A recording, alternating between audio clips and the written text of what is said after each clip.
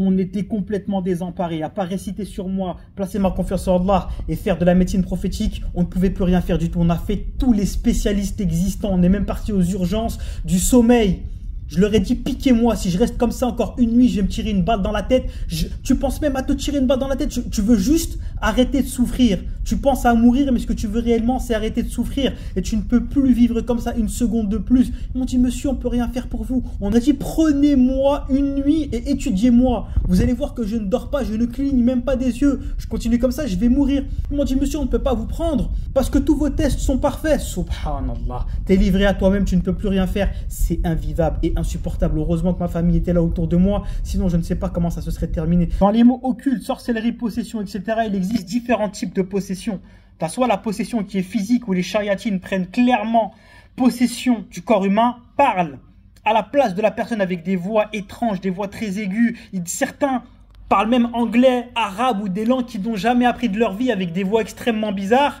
Et d'autres, ça se manifeste plus, comme c'était le cas pour moi, par des wessawis qui sont extrêmement puissants, qui te donnent simplement envie de te tuer. Ils veulent que tu te tues, c'est leur but, ou alors que tu meurs en état de coufre, en état de mécréance majeure pour que tu ailles en enfer avec eux. C'est ça ce que veulent les chayatines. Il ne faut pas leur donner raison. C'est un combat extrêmement dur mais qu'il faut mener. À mon retour en France, on a pu me booker une hijama, on a pu faire des ruqyas sur moi, alhamdoulilah. J'ai beaucoup de ruqyas qui sont venus, beaucoup de frères qui ont été là pour moi. Ça a été les causes de ma guérison, uniquement avec de la médecine prophétique. À ce moment-là, chaque jour pouvait être mon dernier jour. Je luttais pour ne pas mourir et pour ne pas devenir complètement barjo, avec la confiance en Allah, même si c'était extrêmement dur parce que tu te sens complètement désemparé. Tu dois simplement attendre que cette épreuve se termine et accepter la mort. J'avais carrément accepté la mort. Ya Allah, si je dois mourir comme ça, je l'accepte. Je t'en supplie, prends mon âme le plus rapidement possible parce que c'est insupportable. J'avais des attaques de chayatine constamment. Ça ne s'arrêtait jamais. Tous les jours, des frères se relayaient pour venir me visiter, pour venir réciter sur moi, pour me ramener de la médecine prophétique. Par votre cause, alhamdoulilah, par la grâce d'Allah, ça a été la cause que ça m'a sauvé la vie, ni plus ni moins, c'est incroyable, je vous aime fort, du fond du pec gauche, des mi-corazones de mon cœur, et merci encore, franchement, ça m'a apporté un soutien qui valait de l'or, merci infiniment les frères, heureusement que j'avais ma famille autour de moi. Dans ces mots-là, il faut simplement attendre le décret d'Allah, même si c'est invivable et insupportable. Parce qu'on sait même plus quoi faire et que je suis capable de mourir à n'importe quel moment, ça a duré 30 jours. On nous prescrit un rendez-vous chez un psychiatre. Il m'a dit, mais comment personne ne vous a rien prescrit, ni ne vous a piqué, ni quoi que ce soit, après plus de 28 jours sans dormir. C'est donc la 30e nuit où j'ai pu redormir. J'ai dormi pendant 48 heures, je parlais dans mes rêves, je pensais que je parlais dans la réalité, je confondais le rêve et la réalité. Alhamdoulilah, j'ai dormi pendant 48 heures. Le Valium n'a strictement rien fait du tout. Et là, je pensais que c'était terminé. Alhamdoulilah, j'ai pu redormir, etc. J'ai pu remanger, ça m'a redonné l'appétit, etc. J'ai pu regrossir un peu, remanger un petit peu. En plus, j'étais chez ma famille. Donc la maman, elle m'a bien régalé. Merci mère, je vous aime fort. Et moi, je pensais que c'était terminé. Pas du tout. Après cette épreuve-là, il y en a une autre qui était de même grandeur, qui était de même difficulté. En fait, les symptômes ont disparu, mais ils étaient toujours présents. J'ai toujours dû lutter contre. Et j'étais tellement habitué aux symptômes de mort imminente et au fait que je puisse mourir à n'importe quelle seconde que tu es dans un état de panique constante. Ce qui m'a fait un choc post-traumatique parce que j'ai lutté contre la mort pendant tellement longtemps. Je suis tellement passé proche de la mort que ça m'a fait un choc post-traumatique qui m'a créé une dépersonnalisation / déréalisation énormissime et je ne savais pas ce que c'était.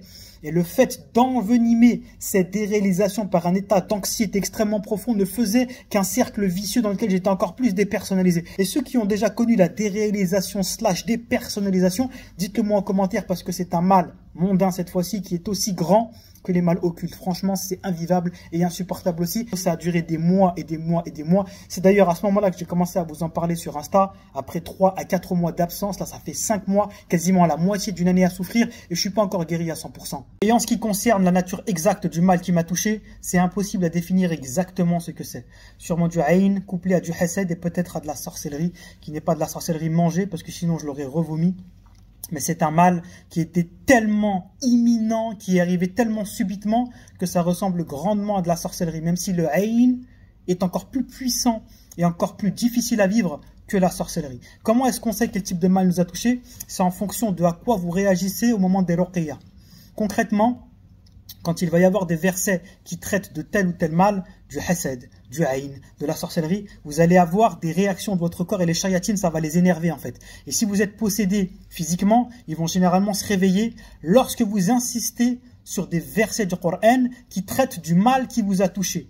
Or moi, je n'ai jamais eu de possession physique, c'était plus sous forme de wasawis. Donc c'est très très dur à savoir ce que c'est concrètement. Quoi qu'il arrive et quoi qu'il en soit, vous devez quand même vous préserver au maximum et faire vos invocations du matin et du soir. J'ai été touché, même en étant assidu aux invocations du matin et du soir, j'étais à mon niveau le plus haut vis-à-vis d'Allah subhanahu wa ta'ala de toute ma vie. Et les shayatines, c'est à ce moment-là qu'ils aiment vous attaquer. C'est pas lorsque vous êtes égaré, lorsque vous vous en foutez du dîn d'Allah subhanahu wa ta'ala, non. C'est lorsque vous êtes au plus haut de votre cheminement. Et il faut savoir que même en faisant tes invocations du matin et du soir, rien ne t'empêche d'être touché. Pourquoi? Le meilleur des hommes, sallallahu alayhi wa sallam, a lui-même été touché de sorcellerie. Il est mort d'ailleurs d'empoisonnement aussi, mais il a été touché de sorcellerie et c'est Jibril alayhi salam, l'ange Gabriel, qui lui a montré l'endroit où était la sorcellerie pour qu'il puisse dénouer les nœuds. Il faut comprendre une chose, les invocations du matin et du soir sont une protection. D'ailleurs, tout le Coran est en lui-même une guérison et une protection vis-à-vis de tous les maux, certains versets plus particulièrement. Mais il faut savoir que c'est pas parce que vous faites le maximum de causes que vous n'allez pas être touché. Effectivement, moi je suis exposé, mais j'ai déjà été touché par un mal occulte alors que j'étais même pas sur les réseaux. L'immense majorité des personnes que je connais qui sont touchées de maux occultes sont complètement inconnues du grand public et ne sont pas sur les réseaux sociaux. Alors que beaucoup de personnes extrêmement exposées, beaucoup plus que moi, n'ont jamais été touchées de maux occultes. Donc qu'est-ce que ça veut dire ?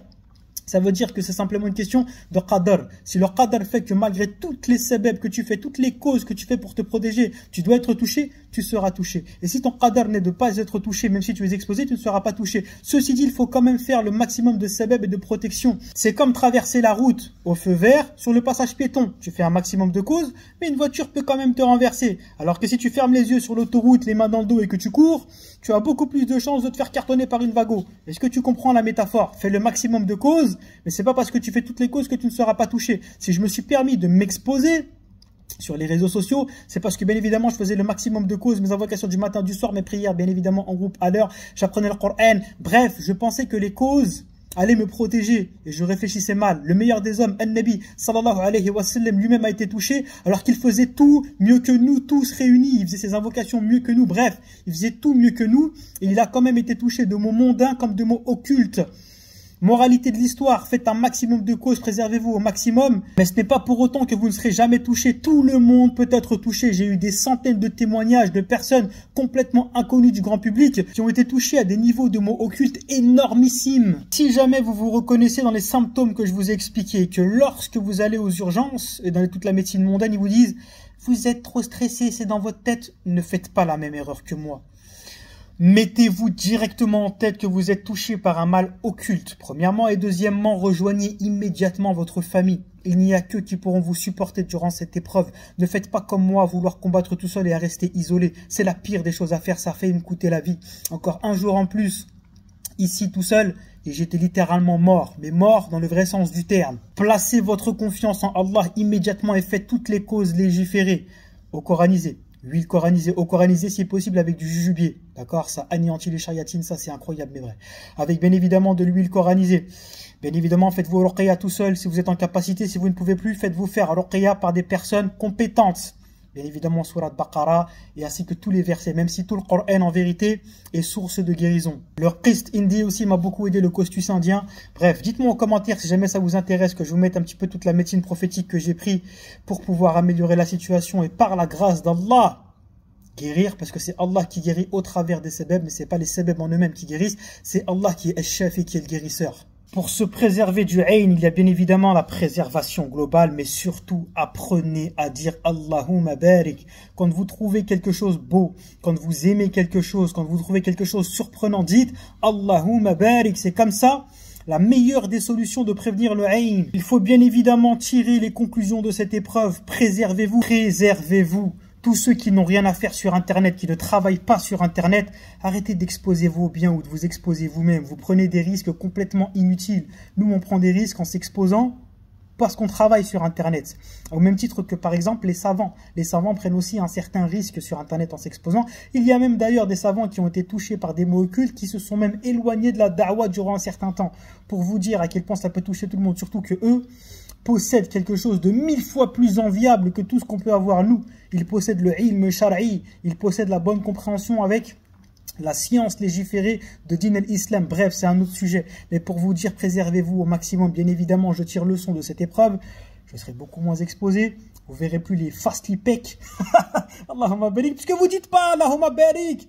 Dites Allahumma barik. On est là avec les meilleures niyas, les meilleures intentions du monde. On veut vous motiver à faire du sport, à prendre soin de votre santé, à vous reprendre en main, à faire la hijra. Mais vous dites pas Allahumma barik. Subhanallah, des haters, on sait qu'il y en a.